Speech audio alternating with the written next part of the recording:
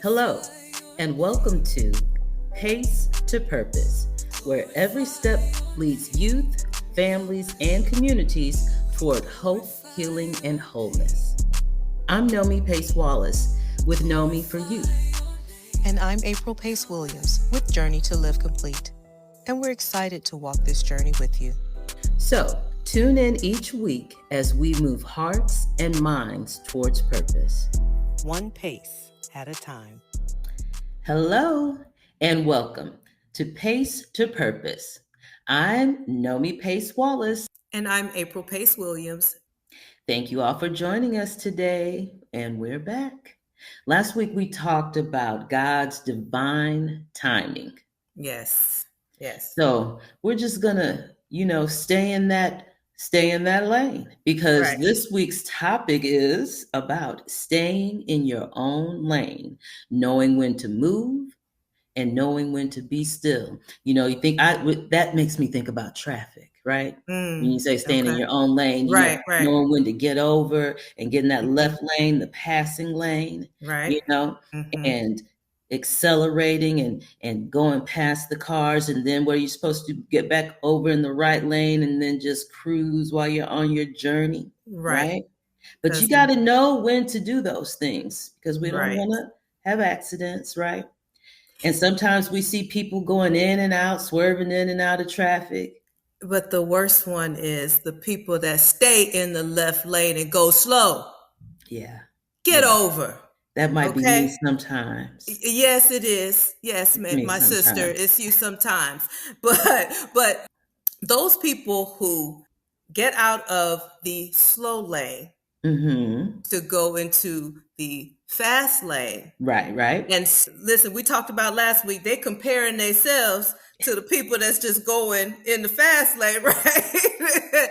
They want to be in the fast lane. They want to be in the fast lane too, but this is not your time. Get over. Get back in your lane. Yes. Hey. I am guilty. But when we're traveling, right? Yes. When we're traveling, what do we do? If we have a long journey on that road, do we make a plan? You make a plan. Do you think, okay, I'm going to have to stop here and gas up? Right. Or I might have to stop and use the restroom. Might have to stop and get a little something to eat, a snack, something to drink, right? So we have a plan when we travel. Exactly. So we need to have a plan as we take this journey in our life. Exactly. Right? We have to have a plan, and plans are made up of goals that we are able to complete tasks to achieve. Right. And that sounds so practical, right? But it is. And sometimes we have to be practical. We have to have common sense, right? So we need to know that if we're on a fourth of a tank of gas, we cannot go 300 miles. Right. We have to set practical goals and set the tasks that we need to complete to reach those goals, right? And timing. And timing. How long is it going to take you to get there? Exactly. So what we realize is that when we set our goals, we have to have practical goals to meet our purpose, where we're trying to go, what we want our end destination to be, or just our stops along the way, right? So when we set those practical goals that coincide and align with our purpose, we are more energized to keep going, right? But when we're when they're practical, but if we are doing tasks that do not align with what we're doing, with where we're going, or our purpose, right? For instance, if we get off on this exit and by mistake we go right instead of keeping straight, or whatever the case may be, we're going to get frustrated in our drive, right? Because now we got to turn back around. We're still driving, but we're not driving towards our purpose. Right. Right. So we have to be very intentional about our tasks and ensure that they align with where we're trying to go. Right. Because if we don't have our goals and our tasks aligned with our purpose, then it becomes draining, very draining. I'm going to give you an example. Mm-hmm. Years ago, when I worked in the private sector, right? Mm-hmm. I worked for this company. And when I started working there, I was fulfilled. I liked my job. Mm-hmm. But after 2 to 3 years, about 2 years in, and I've always been like this, once I feel like I don't know when it's going to come, but I realized that this is boring. I don't like this anymore. No more dopamine. Right. And I'm over it. Mm-hmm. I'm over it. And I'll never forget, I had taken some time off. And so, because I knew that it just wasn't sitting well with me. And, but I didn't have in mind that I was going to get another job or look for another job. I just knew I needed a break from that job. Mm-hmm. And so I took some time off, like 2 weeks. And then when it was time for me to come back, I walked into the office that day and I realized, I can't do it. I'm done. I wasn't done. I was done that day. I needed some more time. Oh. I needed more time. I ain't gonna be able to do it. That's exactly how I felt. I wasn't. And so I was like, I need another week. I took another week. Not another day. I took another week.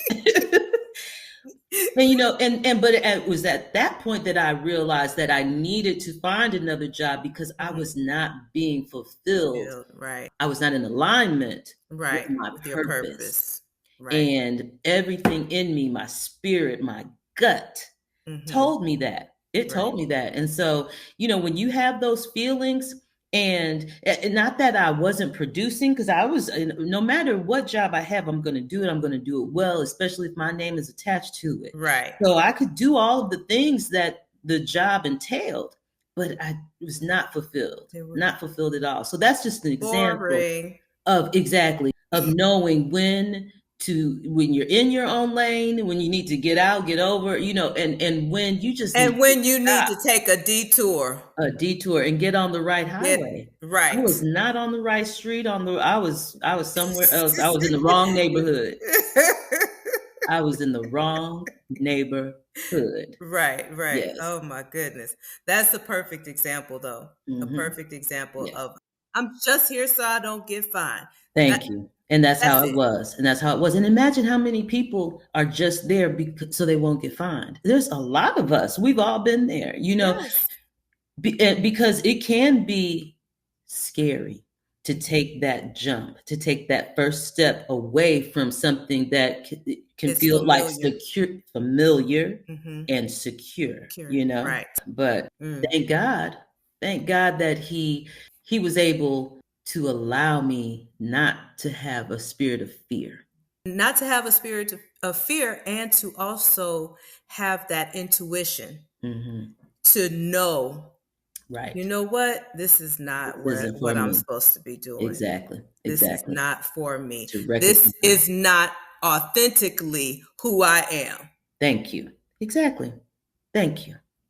And so when you move from your God-given experience, you stop trying to prove anything. And so you didn't have to prove anything there because it wasn't part of your God-given purpose. Well, let me tell you this. I have to add this, because when I was there at this place, there are things that I learned there that I still use now. So when I was there, I was supposed to be there. But when it was time for me to get over in the left lane, it was time for me to get over in the left lane. Right. When it was time for you to take that turn, it was time for you to take that turn, because authentically, that wasn't who you were at that time. That wasn't the route you were supposed to take at that time. It was time for you to get off. It was time to, I was going a different way. Right. I was going a different way. Authenticity is like our GPS. Right. Okay. I agree. It's our GPS. Yes. It helps us to navigate through life. And find our purpose. Find our purpose. And that is so important. It is so important that we connect with ourselves and find our purpose. And sometimes it means having a meeting, just you and God. And, you know, taking notes, you know. I am here to, what are you here for? Ask yourself. What is your why? I am here to do this so that this can happen. Sometimes you have to have a meeting with yourself and God and ask these questions and get clarity. And with clarity can come peace when you're finding your purpose, you know? You have to be intentional about finding your purpose, because sometimes it does not just fall in your lap. Most times it does not. Right. It also helps you to have discernment. When you have that sit down between you and God, He gives you clarity. And so therefore, when you're in situations that are not aligned with your purpose, now you can discern, you know what? That's what you did when you walked in. It's exactly what I did. You discerned. And I'm going to tell you, my body did it. It was like my whole body said no. My whole body said, no, ma'am. I'm not going to be able to do it. I'm not going to be able to do this. So, yeah, I'll never forget that. That was an experience. That was an experience. Know, and I have a similar experience, which helped me to go on my own journey towards purpose. When I sat down somewhere from doing all the things, and I sat down from ministry. It's like, you know what? I'm overwhelmed. Like, I don't want to disappoint God. But then when I sat down and talked to him, and he was like, no, daughter, I'm sitting you down. Sat down somewhere. You're not disappointing me. You have been trying, you have been doing, and none of that has nothing to do with what I called you to do. Exactly. Now, let me be clear. Ministry absolutely does have something to do with it. But where I was operating, how I was operating, I was overly doing it. I was just doing the things because it was robotic almost. Right. Because that's how you thought it was supposed to look like. Right. But for me, and that's okay. What that picture of it is absolutely needed and necessary. But what he called me to do is not in the it doesn't look like that. Church. And that's okay. It doesn't look like that. And that's okay. And he knows that, and he knew that. Yes, absolutely. But where you were at that time was also needed. You know, that was also needed, because what you learned from prepared me. It prepared you, like we said last week. Yes. The weight of the weight. It might Nothing's feel wasted. heavy. Nothing's wasted. And it might feel heavy, but it's actually you being prepared. Right. You in the oven. Yes. You getting ready. It's hot in here. It will feel hot. Yes. So that was definitely a turning point. And let me tell you, I have a girlfriend who, I'm not going to call her name. That's her business. I won't say it. But she was part of the ministry too. And she was going to come to me and say, well, you know, do you think you should? And God told her, hush. And do you know, within maybe a couple of months, he had told her to sit down somewhere too? See. And she shared that with me afterwards. She said, you know, I was going to be like, you know, you should do X, Y, Z. He was like, nah, leave her alone. Because he was preparing me. I had to go through the things that I went through in that season in order to be able to help someone else, in order to walk into my purpose. Exactly. Well, I am enjoying this conversation, but we will be right back after this commercial break. And welcome back to Pace to Purpose. Today's topic, we are talking about staying in your own lane and knowing when to be still and knowing when to move. Right. Right now, we're going to tie that into scripture and how scripture provides us guidance regarding God's timing and finding your purpose, because we have to depend on him. Right. So I like to say, if we're going to stay in our lanes, we need to follow the spiritual signs. Okay. Right. I agree. That's, anchoring, getting anchored in the word, knowing the word. So, okay. So what are some things that can help us in God's timing and our purpose? We talked about last week, Ecclesiastes 3:1. Mm-hmm. To everything there is a season. That's and right. A time for every purpose under the heaven. So we have to understand that just because we are where we are doesn't mean that we are not where we're supposed to be. Because God has a timing for everything. And there is a time for perfect timing. He can do anything but fail. Thank you. Why do you think you have failed? Because you have not accomplished something yet. You haven't. You're being prepared. Exactly. To accomplish the thing that you have not birthed yet. You've been incubating it all this time. You're in a season of preparation. And so when you understand God's timing, you stop rushing and you start resting. Resting not only physically, but resting in knowing that he has it under full control. Yes, he does. Taking rest in that is so important. It is. So would you say that is being disciplined? Absolutely. You have to have discipline in everyday life. Preaching to myself right now. Get it together, April. I have discipline in things that bring me dopamine boost. The things that I have interest in, I am focused on. But I have to learn to have discipline in other areas. And so you have to have discipline, but you also have to just obey.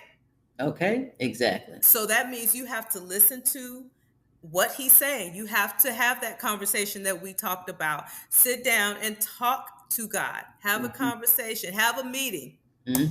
Write down some things, some questions. Exactly. Because he really doesn't mind for you to ask questions if you're getting them for clarification. If you're not being, arrogant or, trying to say complaining and worrying. Right. No.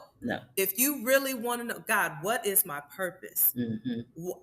What do you have me? What would you have me doing in this season? Right.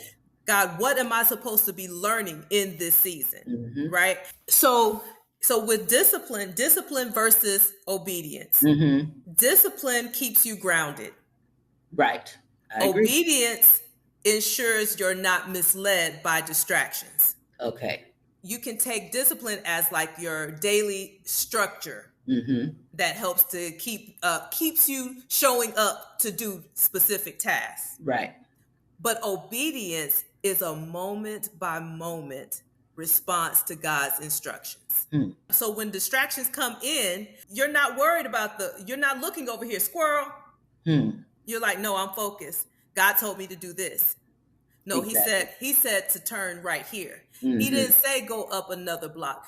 See, God's instructions is Waze. Now we got Waze, right? Waze is supposed to help you to get there the quicker route, right? Because everybody's putting everything in it. So God's instructions is likened to Waze. When my husband and I are in the car and I'm following the GPS, I'm following Waze, right? And he says, you can turn right here and, that'll take you back around the other way. But Waze is like, no, don't turn right here because there's a lot of traffic right there. Right. So his voice is that distraction. Don't follow it. So you have to obey what he has told you. What he's told you. Right. And sometimes I think many of us can feel like we have to chase down to figure out our purpose, but we don't have to have it all figured out. We don't have to have it all figured out. I think when we are disciplined and obedient, it will come, he will bring it to us. He will set it in our lap, just with everyday tasks that we're doing. When we are resting in knowing that he is taking care of us, right? When we, Proverbs 3:5-6, when we trust in the Lord with all our hearts and lean not on our own understanding, in all our ways acknowledge him. All of our ways, good and bad. We acknowledge him and he makes our path straight, right? So when we do that, we allow ourselves to be led by him, right? Our purpose is there. The King James version of that says, and he will direct your path. Whatever journey you are on, he's directing it. He's the navigator. I told you he's the GPS. Yes, and we just gotta listen. Yes, we have to listen. But do. A lot of times that's what we don't do. Right. We're not attuned to his voice. Yes, that's true. We miss it because we're so busy caught up in our own voice. Right. Well, but sometimes he talks to you in your own voice. That's true. And we don't recognize that it's him because we think, I'm being outlandish. I don't know what I'm talking about. We get that imposter syndrome stuck in our brain. That's true. We don't believe in ourselves enough to know that it's actually he talks. For me, he talks to me the way that I talk to me and talk to people. Right.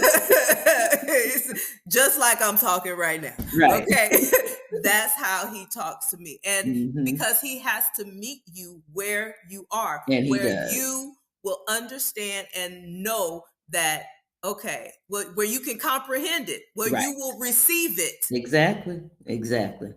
So don't think that he's gonna come to you if you don't talk like, oh, thy child. No, you shall take a left at the next street. If that's not how you talk, he ain't talking to you. No, he say go and get over. Yes. Go and get over now.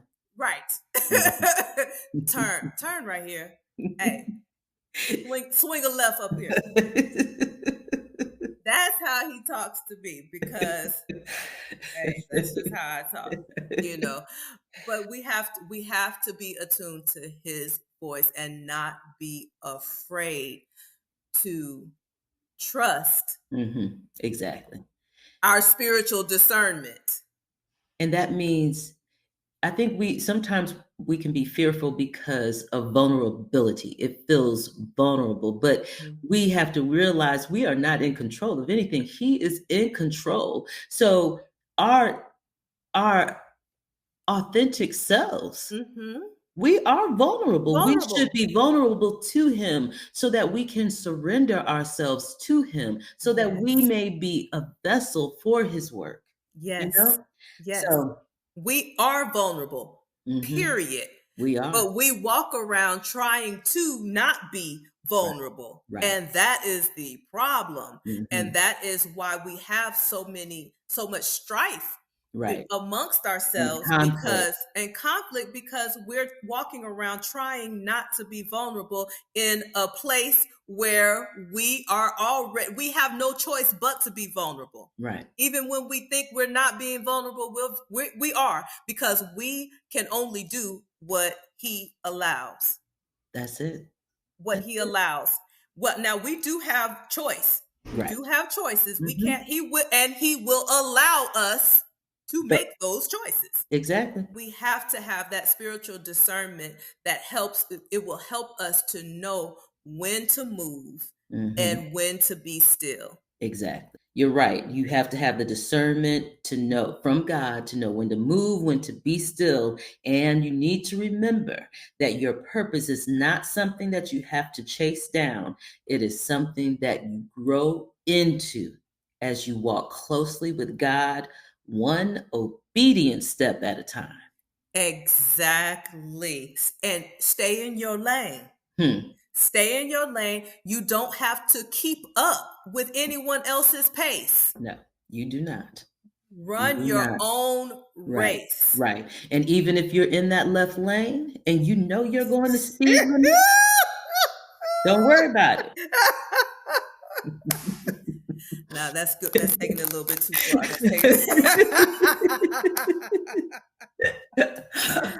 Oh, goodness. That was my next thought, because when you trust God's path for you, everything unfolds in time. So that's what you said. You just over there in the left lane trusting God. I'm trusting him. He told me I'm good right here. He ain't told you nothing. That was your own voice. That was not him talking to you in your voice. No, because he wanted me to tell y'all to slow down. You're going too fast. It's some traffic up there. It's the police is up there. Right. And I said it. Right. They didn't have their ways on. They didn't have the notification on. Right. But see, he told me. He talked to me. He talked to you and told you to tell. My daddy told me to tell you. I'm trying to help y'all out. Y'all get behind me. We gonna get over in this right lane together, because they up there. Okay. In the median. Just get over. So we do have to understand that this is your race. Yeah. Therefore, it's your pace. Mm-hmm. Okay. You don't have to do everything associated, with others' works. You don't have to. It is not a competition. No, it's not. It is not. And that is another problem that I think we have is, like you said, comparison is not only comparison, but we compete. Right. We used to call that keeping up with the Joneses. That part. Yes. Mm-hmm. Yes. Yeah, it's not necessary. It is not necessary. It is a competition in your mind. Right. It's a competition in your mind. It's almost like the reverse of imposter syndrome. So but a lot of people have it bad. A lot of people go broke trying to keep up with the Joneses. Exactly. And it's no point. It's no point. Because who are you trying to prove something to? Because God knows you. Right. He knows you. Mm-hmm. So you don't have anything to prove to him. And he's the only thing and only one that matters. Right. It's your race, and you can sprint it. You can run a marathon. Right. It's about what he has purposed for you to do. That's right. And since we're talking about purpose, let's talk about moving with purpose, even in how we spend. We just celebrated Juneteenth, right? And there is a new app launching this July called the Culture Currency Connection app. Right. And it helps you align your dollars with your values, supporting businesses that reflect inclusion, equity, and community. You can pre-register right now at culturecurrencyconnection.com, because where your money goes, your heart should follow. Well, we've been talking about pace and purpose and timing, and now it's time that the show comes to an end for this week. Yeah. But you can follow us on social media, on Facebook. Follow us at Pace, 2, and Purpose. And then Pace to Purpose on YouTube as well to watch past videos. And if you have a show idea, you can reach us via email at pacetopurpose@gmail.com. That's right. So until next week, be sure to take your journey one intentional step at a time. Join us every Saturday at 2 p.m. on GSSL Radio.